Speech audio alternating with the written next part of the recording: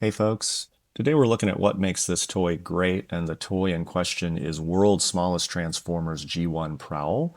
This is a downscaled replica of the original G1 toy. It was an official Takara product released in 2003, and at the time we were getting, for the first time in a major way, waves of re-released G1 toy designs. In particular, the commemorative edition, you could walk into a Toys R Us and see a wall full of G1 Transformers.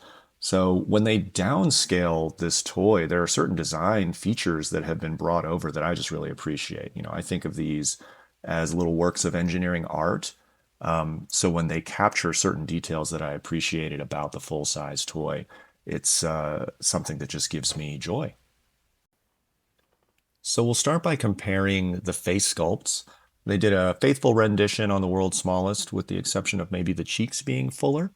Let's move quickly to another detail that I think is actually even more noteworthy, and that is the greebling on the front of the thighs. This is the G1 toy. You see those angular lines? They actually survived onto the world's smallest. A detail like this definitely could have been eliminated in the downscaling process and nobody would have noticed. So to me, this is a deep cut that's just for us collectors to smile about. Next, we'll look at an engineering feature, and to do that, we really have to start with the G1 toy, and we're talking about the rear windows.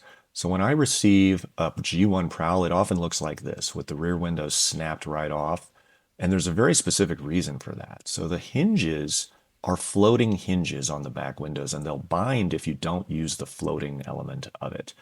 They bind up against the shins of the toy and snap right off. But if you elevate it, then it creates enough clearance to unfold the window, and then you can get the foot transformed. They'll fit right up against the shins without a problem.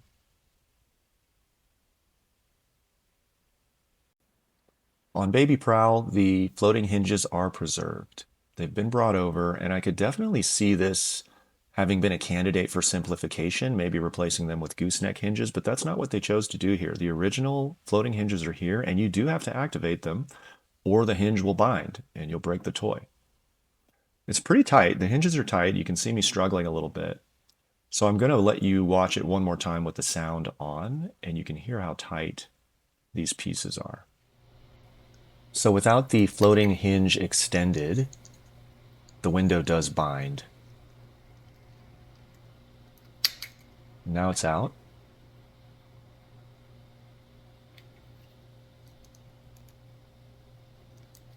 And it clears the shin.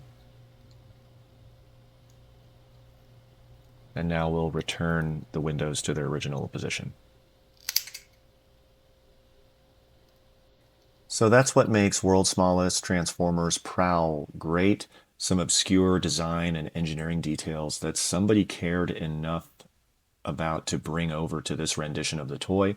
I hope you found this information useful, and we'll see you next time.